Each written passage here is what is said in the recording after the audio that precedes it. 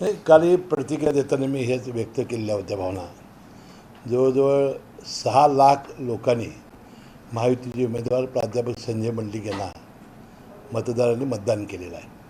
वास्तविक त्यांचं मनपूर्वक पहिल्यांदा आभार मानले पाहिजे. कारण एकूण देशामध्ये असलेली परिस्थिती बघितलं असाल की अनेक ठिकाणी अशा पडझडी झाल्या.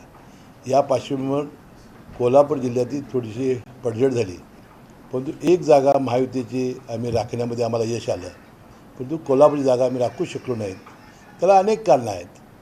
त्यामध्ये छत्रपती शाहू महाराज यांची उमेदवारी असणं, त्यानंतर जे अनेक प्रश्न निर्माण झाले होते या राज्यामध्ये, जसा मराठा आरक्षणाचा असेल, कांदा प्रश्न असेल, त्याच्यानंतर आमचा एक शक्ती मार्ग गेलेला आहे.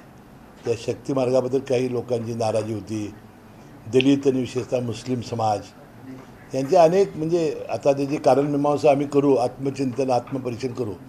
तर येणाऱ्या विधानसभेच्या निवडणुकीमध्ये असं पुन्हा होऊ नये यासाठी आम्हाला प्रयत्न करावे लागतील. आणि महायुतीला एक दिलानं हातात हात घालून आम्हाला निवडणुकीला सामोरं जावं लागेल. आपली सगळी मतदार कागल, चंदगड, आग्रा, चंदगड अशा विधानसभा मतदारसंघामध्ये होती, मात्र तिथे देखील अपेक्षित यश मिळालेलं दिसत नाही. काय नेमके याची कारण? नेत्यांचं कुठं ऐकलं नाही असं म्हणायचं? नाही, कागल विधानसभा मतदारसंघामध्ये जवळजवळ अंदाजे 15,000 मताधिक्य आम्ही राखू शकलो. त्या ठिकाणी आम्हाला 70,000 ते 80,000 मताधिक्याची आमची अपेक्षा होती, ती पूर्ण झाली नाही. कारण जो परिणाम सगळीकडे झाला तो तिथेही झाला. चंदगडमध्ये तरी आम्ही जवळजवळ 8,000 का 9,000 मतांनी मायनसच गेलो. आणि विशेषतः करवीर आणि राधानगरी भद्रगड या दोन्ही मतदारसंघामध्ये फार मोठं आपल्याला मताधिक्य आमचं घटलं. त्याचा आम्ही निश्चितपणे विचार करू. परंतु दक्षिणेचं मी मनापासून कौतुक करेन की फक्त 6,000चं मताधिक्य ठेवण्यामध्ये हे आमचे अमल महाडिक, हे आपले माजी आमदार, त्यांचे सर्व कार्यकर्ते यशस्वी झाले. आणि शहरामध्ये सुद्धा उत्तर यामध्ये 10,000पर्यंत मताधिक्य आम्ही त्यांना रोखण्यामध्ये आम्ही यशस्वी झालो. तुम्ही कायम प्रचाराच्या दरम्यान असं बोलत होतात की प्रामाणिकपणे जर सगळ्यांनी काम केलं तर संजय मंडलिक याचा पराभव ईश्वर देखील येऊन या ठिकाणी करू शकत नाही. काय नेमकं झालं? प्रामाणिकपणे काम केलं नाही की काय म्हणायचं? नाही, अजून आपल्याला प्रत्येक गावावरचे आकडे आल्यानंतर ते काय होईल ते आपल्याला समजेल. परंतु माझा असा अंदाज होता की कागलच्या मताधिक्यावर प्राध्यापक संजय मंडलिक निवडून येतील.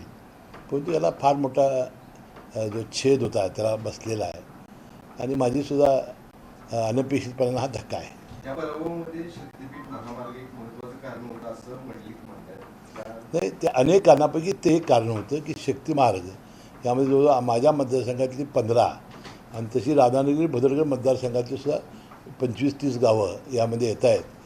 आणि या सगळ्या शेतकऱ्यांचा फार मोठा विरोध होता. आणि या सगळ्या मंडळींना विरोधी घालण्यासाठी एक यंत्रणा कार्यरत होती. त्याचा परिणाम झाला स्वतः शाहू महाराजच राहिल्यामुळं याचाही फार मोठा परिणाम झाला. महायुतीच्या नेत्यांसाठी विधानसभेची तयारी करणाऱ्या नेत्यांसाठी ही धोक्याची घंटा म्हणायची का? ज्या पद्धतीनं नाही, आता मी तुम्हाला सांगितलं अनेक जी कारणं आहेत याचं आता आत्मपरीक्षण आत्मचिंतन केलं पाहिजे. आणि येणाऱ्या विधानसभेला ही कारणं पुन्हा येणार नाहीत. यामुळे लोक आणि मतदार नाराज होणार नाहीत याची दक्षता आम्हाला घ्यावी लागेल. ज्या पद्धतीचं यश ठाकरे गट आणि शरद पवार गटाला मिळालेलं आहे, कसं बघता तुम्ही याकडे? अपेक्षित होतं याला जोडून राज्यचित्र पाहता शिंदेना आणि अजित पवारांना मतदारांनी नाकारलं असं वाटतं? हे बघा, शिंदेना जवळजवळ 7 जागा मिळालेल्या आहेत. म्हणजे फक्त उद्धव ठाकरे साहेबापेक्षा 2 जागा त्यांना कमी मिळाल्या. आणि त्यांची चांगली कामगिरी आहे. आम्हाला 4 जागा मिळाल्या होत्या, यातली 1 जागा आमची आली. त्यामुळे आम्हालाही चांगलं, आम्हाला गेल्या वर्षी 1च जागा होती, यावेळेला 1 जागा मिळालेली आहे. त्यामध्ये फारसं निराश होण्याचं कारण नाही. बारामतीमध्ये लोकांनी असा विचार केला दिसतो की लोकसभेला सुप्रिया ताई आणि खाली अजितदादा. मला वाटतं येणाऱ्या विधानसभेच्या निवडणुकीत अजितदादा आपले उपमुख्यमंत्री 2 लाख मतांनी निवडून येतील आणि राज्यात ते उच्चांक करतील. कारण लोकसभेला वेगळा विचार करतात आणि विधानसभेला वेगळा विचार करतात. ह्या सगळा कालचा निकाल लागल्यानंतर शिंदे गटाचे किंवा अजितदादांच्या गटातील जे काही आमदार आहेत त्यांची कुठेतरी चलबिचल सुरू असल्याची चर्चा सुरू झाली आहे. तसं काय आहे का? काहीही चलबिचल होणार नाही.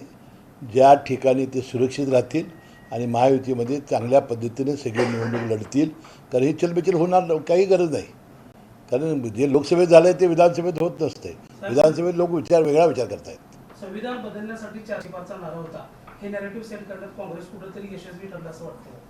नाही, तो एक परिणाम दिसून येतो की आमच्या राष्ट्रवादीच्या त्या पहिल्या बैठकीत त्यावेळी निकाल लागायचे होते त्यावेळेस भुजबळ म्हणाले होते की याचा एक फार मोठा विशेषतः बौद्ध समाजावर याचा फार मोठा परिणाम झालेला आहे. आणि या राहुल गांधीचे स्वतः पुस्तक घेऊनच भाषण करायचे ते नेरेटिव्ह करण्यामध्ये थोडेसे त्यांना यश आलं असं वाटतंय. परंतु NDA ही सत्ता येणार आहे. मोदीसाहेब 2 दिवसात शपथ घेणार आहेत. ABP माझा, उघडा डोळे बघा नीट.